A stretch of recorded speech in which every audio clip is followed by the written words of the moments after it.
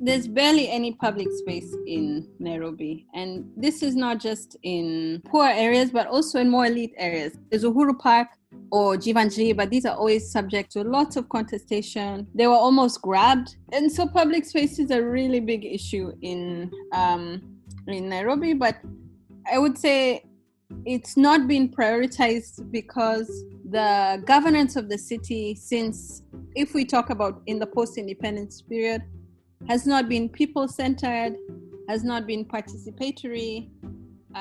There's been the logic. Meet Dr Wangui Kimari, an urban ethnographer who has studied Nairobi extensively. I am a Nairobi resident. I was born in Nairobi, and growing up, I was very attuned to the different geographies of the city. Obviously, I studied Nairobi a bit more, and particularly the history of urban planning. But I'm just a Nairobian who wants Nairobi to be equal. When I introduce myself, I say, my name is Wanjiru Koinange and I'm a writer, a library restorer, and a lover of public space. And in Nairobi, sometimes it's hard to indulge that love. It is. It's one of the reasons that we wanted to work with libraries specifically as places for Nairobians to enjoy public space, as well as literature and art and community. But first, we want to take you back. Way back. To Nairobi, even before the library was built. Most Nairobians know the history of our city, but here is a quick refresher. In the 1890s, British colonialists were building a railway from Mombasa, on the coast, to the shores of Lake Victoria in Uganda. In a scramble for resources in countries they had colonized, the British were building these railways. The Kenya Line, which was later nicknamed the Lunatic Express, was to transport and trade the profits, obviously pillaged, from our hinterlands. At this time, Nairobi wasn't even a city, or a town for that matter. It was land that belonged to the Maasai community. But the colonizer needed a depot, somewhere halfway between Mombasa and Kampala. And Nairobi had lots of fresh water and a really cool climate. So that was it. In 1899, the depot was named Nairobi, from the Maasai Ewaso Nairobi, which means cool waters. So it's 1905, just 6 years later, and Nairobi has replaced Mombasa as the capital of the colonial state of British East Africa. Here's Dr. Kimari again. I would say that the city was built for particular humans. It was built for Europeans. But it was the foundation of Nairobi as a railway town illustrates quite graphically that it was a town for extraction. The railway was built to extract resources from Uganda and then along throughout Kenya until they were taken from Mombasa to Europe, wherever they were going, or the UK predominantly. So we mustn't get confused. This city was, at its heart of hearts, it is a city of extraction and capitalist enterprise. Oof. So as Nairobi grew, our rights diminished. We were not allowed to own land or to move around freely or to even be in the city after dark. And so Nairobi's design continued along these segregated lines. The British lived on the largest plots of land, separate to Kenyans and a growing community of Indian indentured laborers and traders. And this history of Nairobi as a violently segregated settler town, designed around the financial well-being of Europeans, was not designed for all of its citizens to enjoy public space.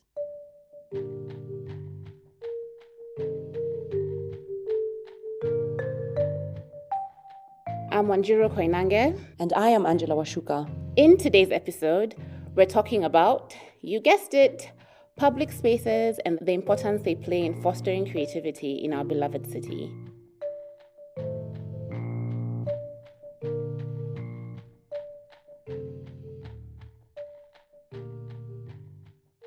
But will we finish our history lesson? As Nairobi expanded, it grew along the lines that the British settlers had mapped out. That is to say, unequally, unfairly, and immorally.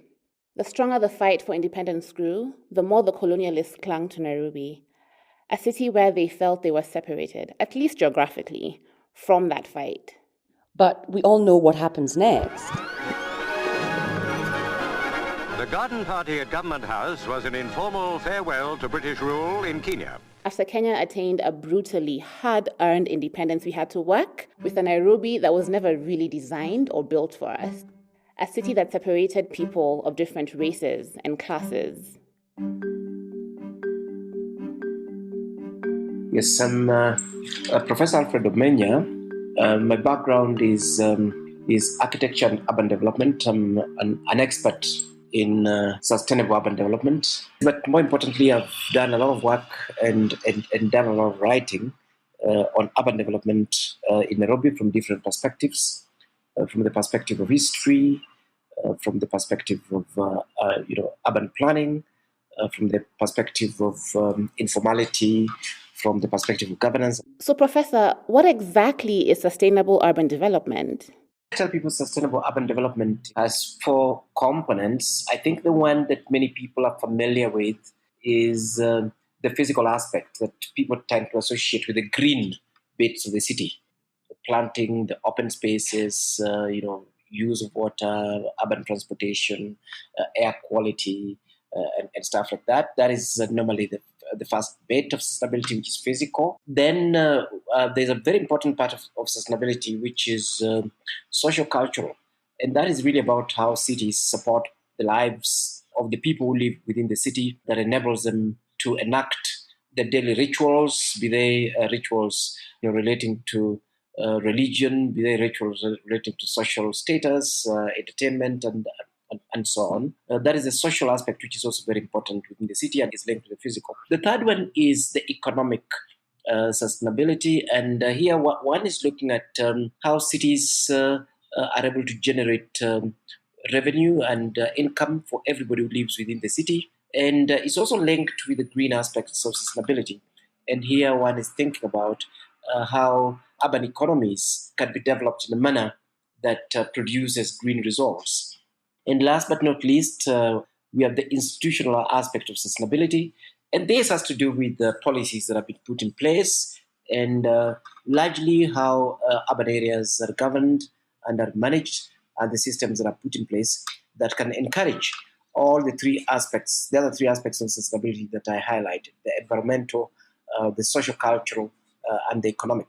Hey, I want to sign up for this class. I know, right? So, as Professor Omenya has said, this is what a city needs to function. And to do this, you need a plan. Cities are not easy to manage. Most cities have what is called a master plan. But if you look at master plans in the classical sense, what basically the master plan does is to organize the space, is to organize the city physically. Zoning and land use plans. So zoning basically says this section of the city will be used for, say, offices, so this section of the city will be used for residential, these areas will be used for institutional development, these other areas are mixed use and so on. The second thing that a master plan does is create what we call urban structure. Here what one is looking at is where will your roads pass and how are they connected, how are they interlinked, and how are they related to these zones that we're talking about. What mode of transport are you using? Is it rail? How do you get your energy? How do you supply your power to the city? How do you distribute water to the city? How does your drainage systems and the sewer systems work and all these things? Then, of course, the master plan also ascribes different values to urban places. First, it creates urban places and then ascribes different values to them. The master plan will decide, for example, where public amenities are, where public institutions will be located, where social infrastructure will be located. We're talking about libraries, churches, and all those sort of things will be located, schools. How many of these institutions do you need in a particular locality based on projected numbers of people in this in these particular localities. So let's go back to a history lesson again. It's 1963. Kenya's first Black majority government is in power, and Nairobi is now the capital city of the Republic of Kenya. But the city has no master plan. The last formal official master plan was actually the 1948 master plan of the colonial capital, which expired in 1958. And the thing is, master plans typically last a certain number of years before a city has to replan and to take into account things like population growth, climate change, development. By 1958, Kenya was already, clamoring for independence. So I don't think it was in the interest of the colonial government to start replanning the city. That was simply not their priority. Meanwhile, they're also fighting the Mau Mau and others. Yes, so clearly that was not their priority. So one would have expected the new government at independence to then focus on master planning the city. Instead, the city went for decades without a master plan. And during this time, Nairobi developed fast. We see Westlands being established as an expansion of the CBD. And the sad thing, though, is that that was established with no public spaces at all. We see council housing coming in and starting to structure Eastlands. Later on in the early 70s, we see the World Bank coming in and going further into the Umojas, the Dandoras, Huruma area, being established as expansion of residential development. We see the government, of course, of Giri as a UN headquarters, and a development then starts, happening within that particular area. And then, of course, Muthaiga itself basically becomes more or less part and parcel of the city, but for high-end development. So lots of development, but not so much in the way of public space. Nairobi was basically being ran through edicts of the government that was in power, or local authority decisions, the minister for local authority, and so on and so forth. Yeah, and that, of course, resulted in a very chaotic growth of the city. It resulted in encroachment in these public spaces that had been provided through earlier master plans. In 1973, the City Council and the government did pass what they called the Nairobi Metropolitan Growth Plan. The 1973 growth strategy was not a master plan as such. And it wasn't a legal master plan in the first instance. That basically made sweeping statements in terms of the zoning of the city, sweeping statements in terms of the land uses within the city and so on, but did not actually go to generate an actual master plan. Eventually, Nairobi did pass a new master plan in 2014, 56 years after the expiry of the 1948 master plan. Just think about that. Man, that's why this city looks the way it does. Its layout actually perpetuates inequality. Yep. And the current plan is meant to last us until 2030. But because of those decades without a plan, we have to work even harder to ensure that our city allocates public space. At the end of the day, the master planning process is not, I keep telling people, is not really about things. It is normally about people. And these are places that we must start taking our children to. They are places that the youth must start engaging with, in their own way, so that eventually Nairobi can be their home. And so that eventually when they grow up, they can say, look here, we are citizens of a great city.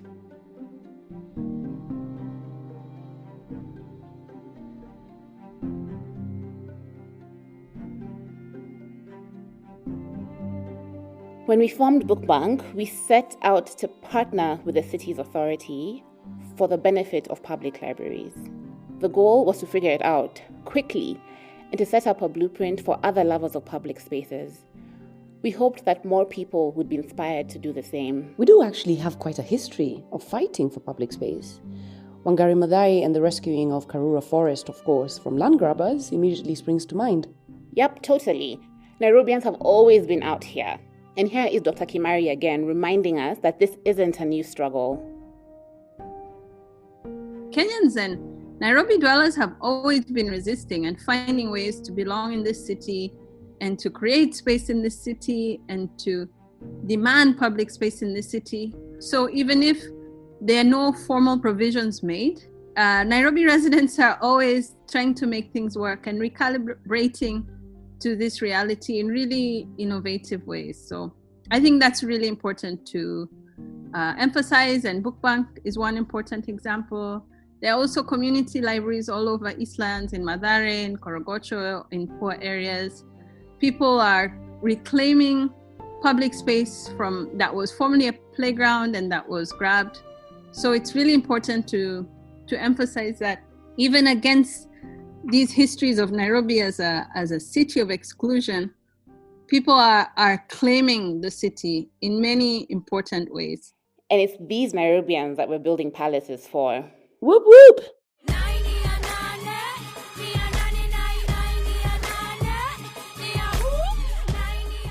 This episode was produced by me, Wanjiru Koinange, Angela Wachuka, and May Francis.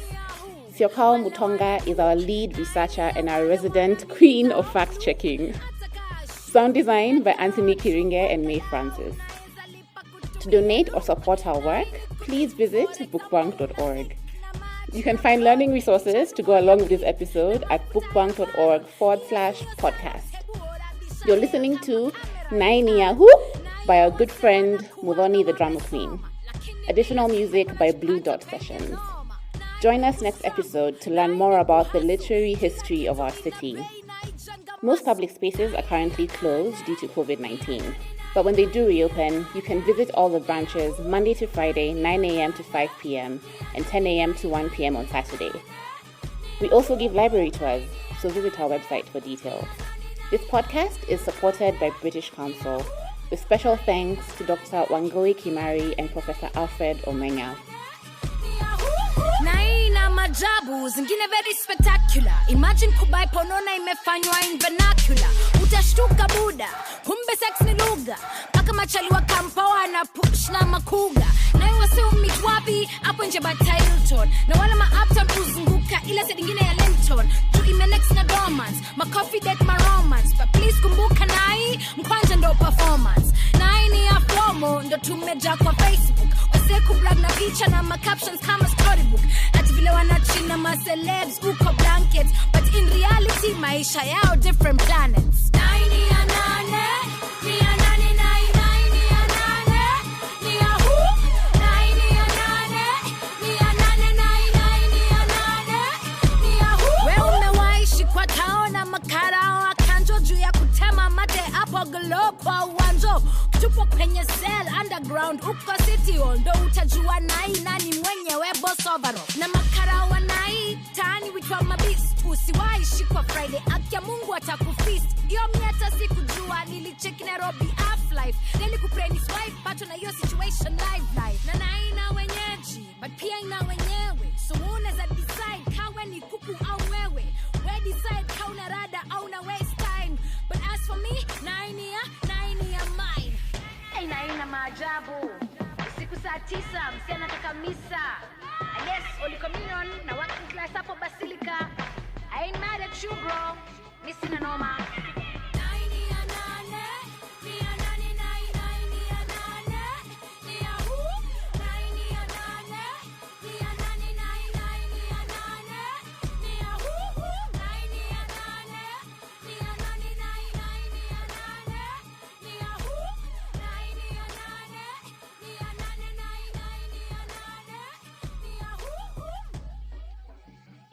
wasi wote wanai wale wanaishi nai wale wana dream about nai wale wanataka kuingia nai manzo usikize hii wimbo vile nimekuambia Uni Mudhoni the Drama Queen mimi nakuanga in a winning team